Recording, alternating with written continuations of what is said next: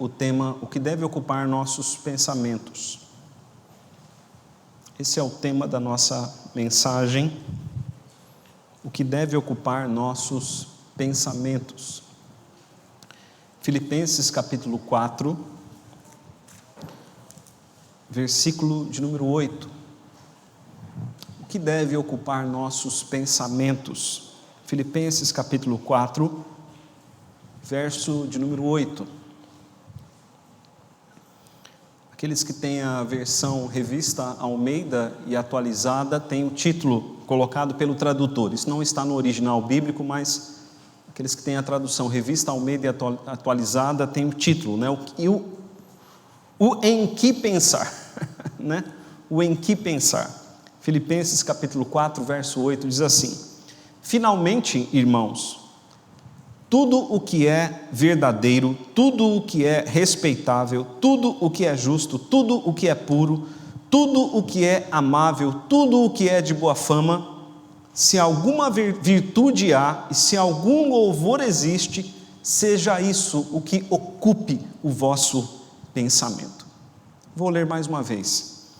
Finalmente, irmãos, tudo o que é verdadeiro, tudo o que é respeitável, tudo o que é justo, tudo o que é puro, tudo o que é amável, tudo o que é de boa fama, se alguma virtude há e se algum louvor existe, seja isso o que ocupe o vosso pensamento. Vamos orar. Pai, em nome de Jesus, nós estamos, ó Deus, diante da Tua palavra, e te louvamos, ó Deus, por ela, porque a Tua palavra é perfeita, ó Deus. A Tua palavra, ela é infalível. Ela é como espada de dois gumes que penetra o coração. Pai querido, em nome de Jesus, nós oramos, pedindo ao Senhor que nos dê entendimento, que nos dê compreensão da Tua palavra.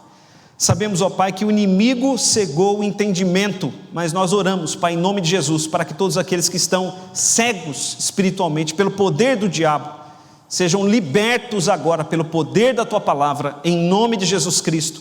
Oramos, ó Deus, para que os olhos espirituais se abram e para que as pessoas possam ver, Deus, que elas possam enxergar a verdade que está na Tua palavra. Nós rogamos assim, Pai, em nome de Jesus, para que haja edificação e para que haja santificação e que o inimigo, Pai, seja repreendido agora em nome de Jesus. O diabo, Pai, que procura atuar enquanto a Tua palavra está sendo pregada, ele que procura, ó Pai, roubar a semente, ele que procura, Pai, desviar a atenção, Pai, que ele seja repreendido agora. Nós repreendemos toda a ação do inimigo e nós clamamos, Pai, o agir do Teu Espírito em nosso meio. Nós rogamos, Pai, que a presença dos Teus santos anjos estejam aqui, ó Pai, os Teus anjos que ministram enquanto a Tua palavra está sendo exposta, que eles estejam atuando aqui. É a oração que nós fazemos em nome de Jesus. Amém. Meus irmãos, da exposição aos Filipenses, nós guardamos essa mensagem para essa data.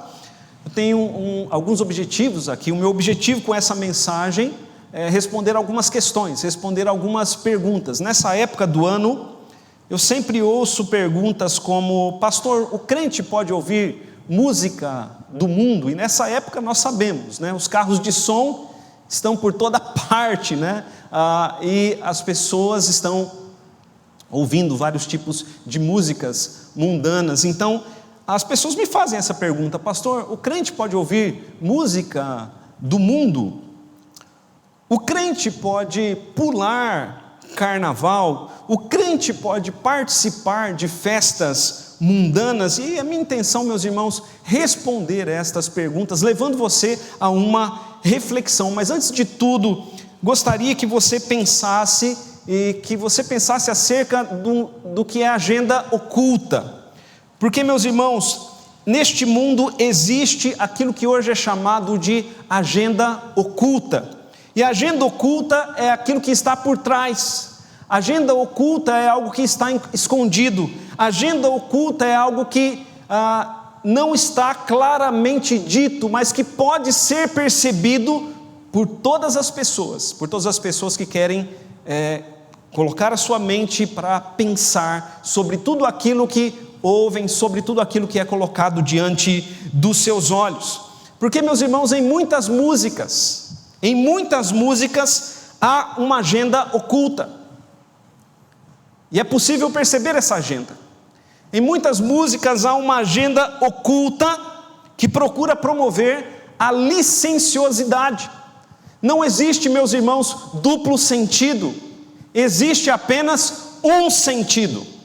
Em cada música, em cada letra, em cada poesia, em cada texto, existe apenas um sentido, e esse sentido pode ser percebido. Podemos dizer, meus irmãos, o mesmo a respeito do carnaval, de outras festas e outros ambientes. Nós sabemos que existe uma agenda oculta. Sabemos que existe uma agenda oculta neste mundo.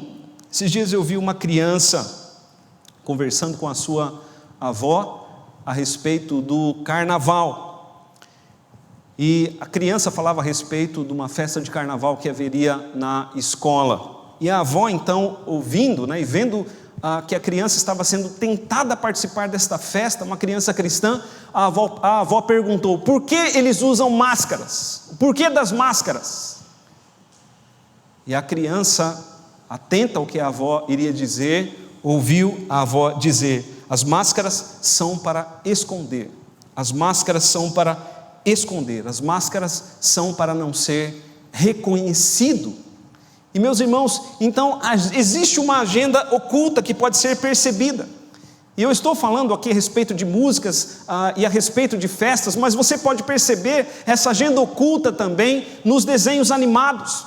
Existe uma agenda oculta nos desenhos, uma agenda que quer atingir o coração das nossas crianças. Existe uma agenda oculta nos filmes, existe uma agenda oculta também em muitas coisas que são comercializadas, e nós temos, meus irmãos, o Espírito de Deus, nós temos o discernimento de Deus para podermos ver essa agenda oculta e nos desviarmos daquilo que é mal. Em cada coisa que nos é oferecida, em cada coisa que é colocada diante de nós, devemos perguntar: há uma agenda oculta aqui? Amém, queridos? Os irmãos estão entendendo? Nós devemos perguntar: há uma agenda oculta aqui?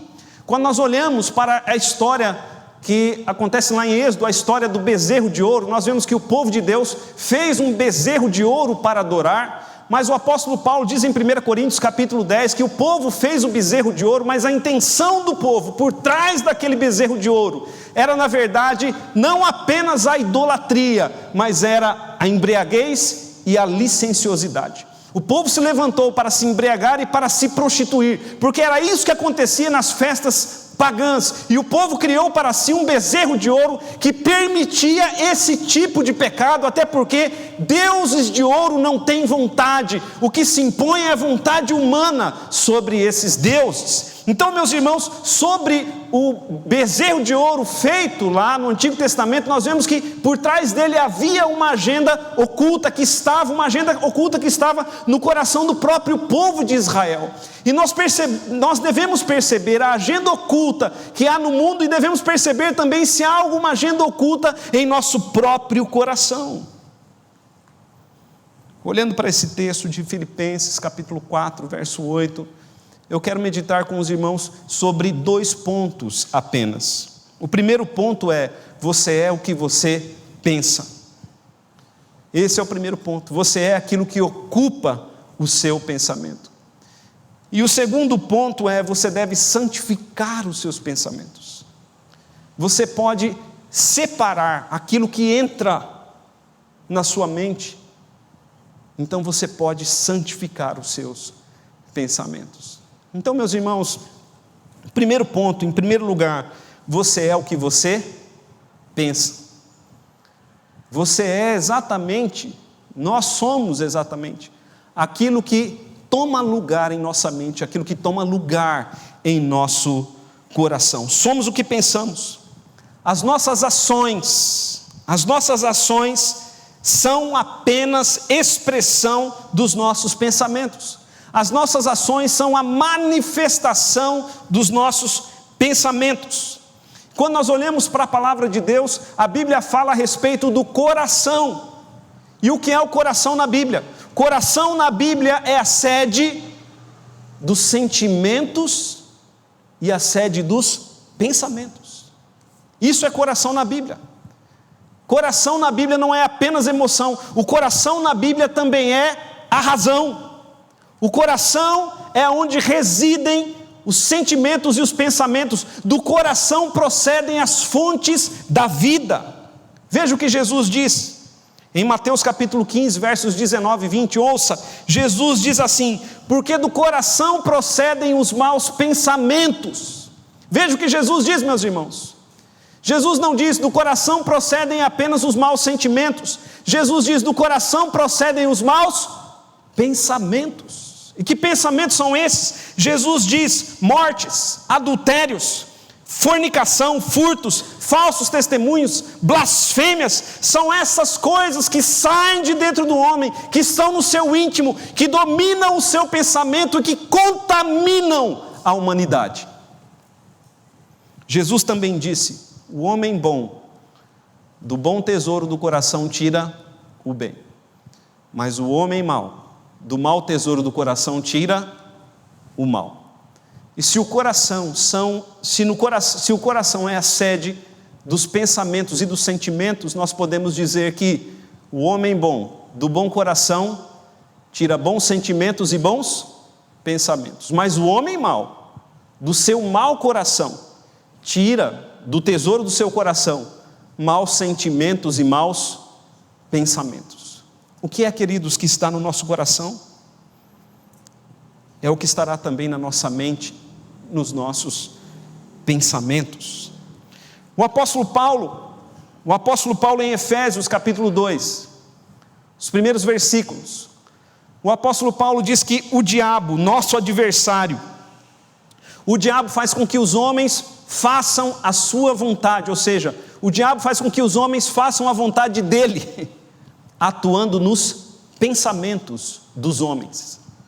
Veja o que o apóstolo Paulo diz lá em Efésios capítulo 2, o apóstolo Paulo diz assim, que o curso deste mundo é segundo o príncipe da potestade do ar, o espírito da desobediência, que atua nos filhos da desobediência, entre os quais todos nós também andamos outrora, segundo as inclinações da nossa carne, fazendo a vontade da carne e dos pensamentos. Então veja, meus irmãos, a Bíblia é clara em dizer que o diabo, nosso adversário, ele atua nos pensamentos, ele atua na mente humana, levando os homens a pecar, levando os homens a viver uma vida contrária à santidade do Senhor.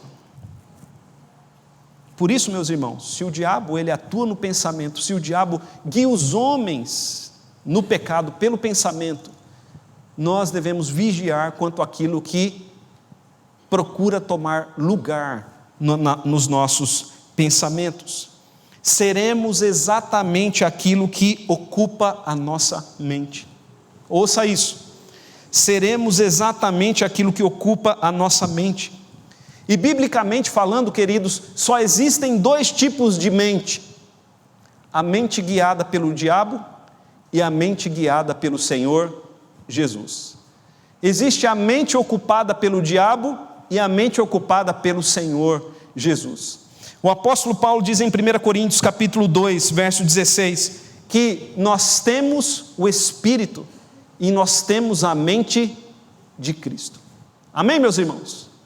Temos a mente de Cristo, porque é simples assim, são apenas dois caminhos: ou nós temos a mente guiada pelo diabo, ou nós temos a mente de Cristo. Qual mente você tem? O que está na sua cabeça? O que tem ocupado os seus pensamentos? Você é o que você pensa. Se você pensa segundo o curso deste mundo, então você é um filho deste mundo. Mas se você pensa segundo Cristo, então você é um filho do reino dos céus. O que tem ocupado a sua mente? As músicas que você escuta, as festas que você frequenta, a bebida que você ingere. Quem está dirigindo você? Quem está dirigindo a sua mente? O ser humano não é neutro, o ser humano não faz simplesmente a sua própria vontade. Ou nós estamos debaixo da vontade do inimigo, ou nós estamos debaixo da vontade do Senhor. Quem atua em sua mente? Nós sabemos, meus irmãos, que há muita coisa boa no mundo secular. Há muita coisa boa, mas é difícil selecionar. É preciso tomar cuidado, porque aquilo que não nos aproxima do Senhor, nos afasta dele. Simples assim. Então, em primeiro lugar, queridos, nós trouxemos esse ponto. Você é aquilo que você pensa. Você é aquilo que tem ocupado a sua mente. E aquilo que ocupa a sua mente, na verdade, é aquilo que está no seu coração. Porque é do coração, Jesus disse, que é do coração que procedem os maus pensamentos. Então, o nosso segundo ponto é: você deve santificar o que há de ocupar os seus pensamentos. É uma responsabilidade nossa. Amém, irmãos? Deus já nos deu o Espírito Santo, mas é uma responsabilidade nossa, responsabilidade humana, responsabilidade pessoal de cada um, santificar aquilo que ocupa os nossos pensamentos. Você pode sim selecionar aquilo que você pensa.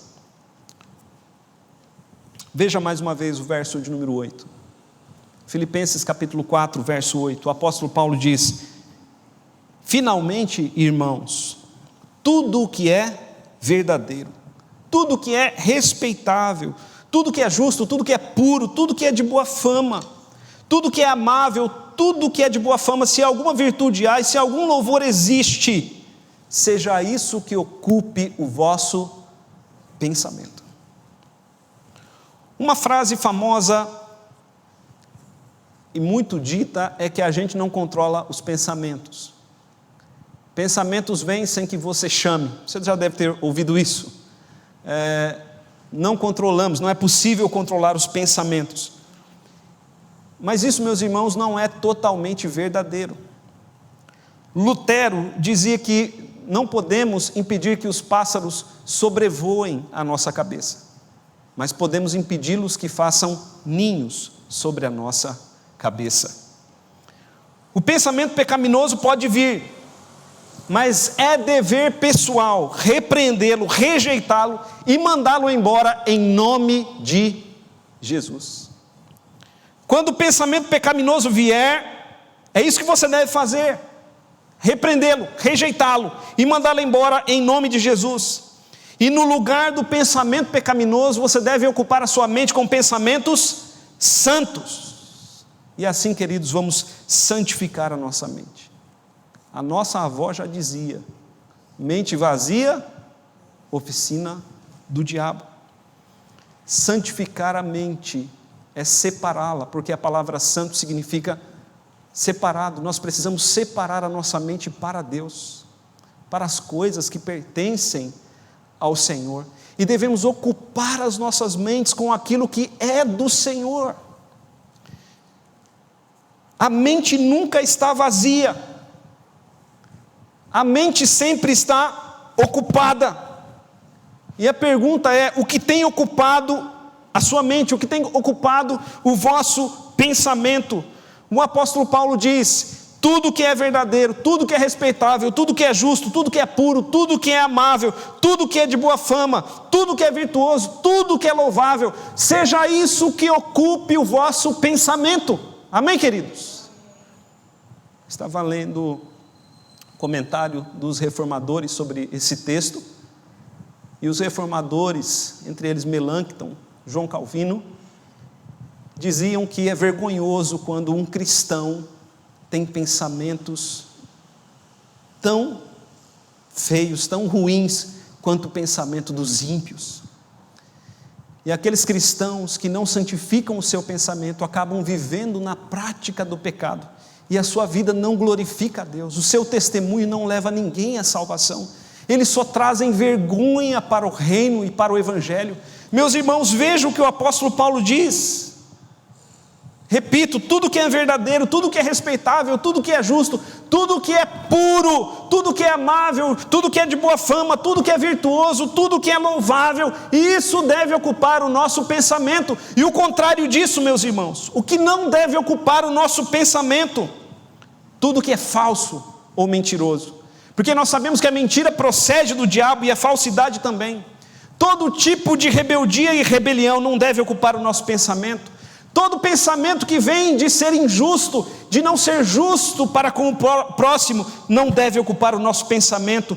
Tudo que é moralmente impuro não deve ocupar o nosso pensamento. Tudo que é odioso, tudo que traz desonra não deve ocupar o nosso pensamento. Tudo que não tem proveito, tudo que é vergonhoso deve ser rechaçado por nós, porque nós fomos separados para Deus por uma vida santa. O que habita em nós é o Espírito Santo.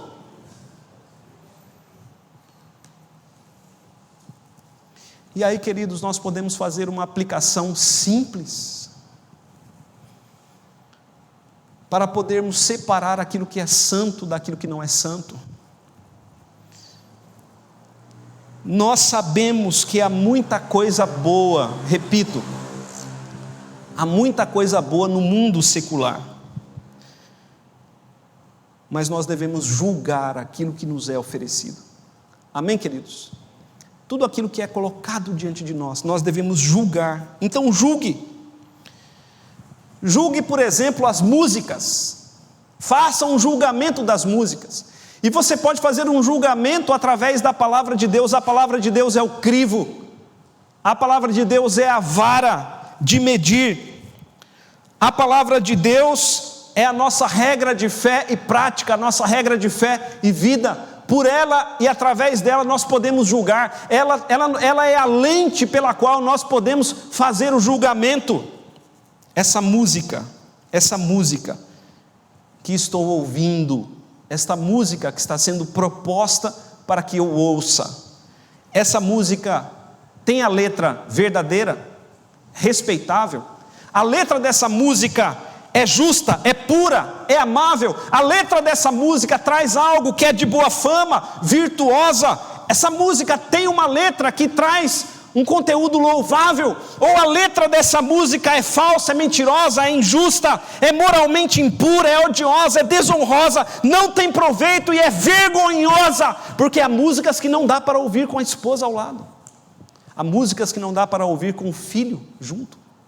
Faça o julgamento, e fazendo o julgamento você deve então decidir: isso não vai ocupar o meu pensamento, não vou ouvir mais. E você tem o poder, você tem o poder do controle remoto para desligar, você tem o poder do dedo para ir lá e apertar, tirar aquela música e pôr outra. Essa festa que eu pretendo ir é verdadeira? É respeitável? Posso ir com minha família? Essa festa é justa? É uma festa que promove a pureza, a boa fama, a virtude? Ou essa festa é algo que tem nela uma agenda oculta de imoralidade, de desonra e de vergonha? Meus irmãos, Paulo está dizendo que nós devemos fazer o julgamento. Isso que eu estou recebendo, isso que está procurando ocupar a minha mente, é compatível com os mandamentos de Deus, com os ensinos de Jesus e com o Espírito Santo que habita em mim? Você pode selecionar aquilo que vai ocupar o seu pensamento. Lembre-se que aquilo que ocupar o seu pensamento é o que você será. Quem visita sites imorais ocupa sua mente com a imoralidade e vai acabar praticando a imoralidade. Quem vê programas e novelas imorais ocupa sua mente com essas coisas e vai poder praticar isso. As nossas crianças, os nossos jovens, o que tem ocupado a mente deles, meus irmãos? Para concluir, quero fazer aqui algumas aplicações breves. 3 aplicações apenas. A primeira aplicação é que você é o que ocupa o seu pensamento. Então, faça uma reflexão: quem é você? O que tem ocupado a sua mente? A segunda aplicação é: você pode selecionar as coisas que irão ocupar a sua mente.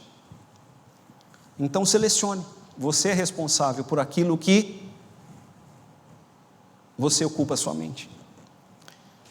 Santifique a sua mente e você estará santificando toda a sua vida. Santifique os seus pensamentos e você estará santificando toda a sua vida.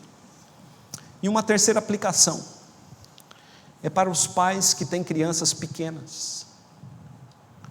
Pais que têm crianças tenras, crianças pequenas. As crianças também são reflexo daquilo que entra na mente delas. Nós não podemos, irmãos, pensar que as crianças são totalmente puras. As crianças, elas vão absorvendo a cultura. As crianças vão absorvendo aquilo que elas veem na televisão, na Netflix. As músicas que as crianças escutam, aquilo vai entrando também no coração delas. Então as crianças vão ser um reflexo daquilo que entrar na mente delas. Só que as crianças são indefesas demais para selecionar o que irá ocupar a mente delas. Elas são indefesas demais. E aí, meus irmãos, muitas crianças têm perdido a inocência. Muitas crianças têm perdido a inocência. Nós temos muitas coisas feias que as crianças estão praticando. Infelizmente, as crianças são o que recebem de seus pais e o que os seus pais permitem que elas recebam de outras pessoas, ou da babá eletrônica, ou da televisão, ou da internet. Os pais são responsáveis pelos seus filhos. E muitas crianças estão com a mente já cheia de porcarias, porque os seus pais têm deixado, seus pais não têm protegido. Meus irmãos, cabe a nós protegermos os nossos filhos, cabe a nós. Elas não podem se defender sozinhas, nós somos os protetores dos pequeninos. E muitas crianças estão sem pais e até mesmo angustiadas, porque os seus pais têm deixado as crianças à mercê da educação deste mundo. Quando a Bíblia nos exorta a que nós devemos ensinar a palavra de Deus no coração das crianças, nós devemos incutir a palavra ao coração das crianças, e o que tem sido incutido no coração delas, é importante que os pais cuidem da mente dos pequeninos, porque depois pode ser tarde. Nós devemos deixar que os nossos pequeninos recebam somente o que é verdadeiro, o que é respeitável, o que é justo, o que é puro, o que é amável, o que é de boa fama. Se alguma virtude há e se algum louvor existe, isso é o que deve ocupar o pensamento das nossas crianças. Caso contrário, nós devemos protegê-las. Curva a sua cabeça. Coloque seu coração diante de Deus. O que tem estado nos seus pensamentos? O que tem ocupado a sua mente?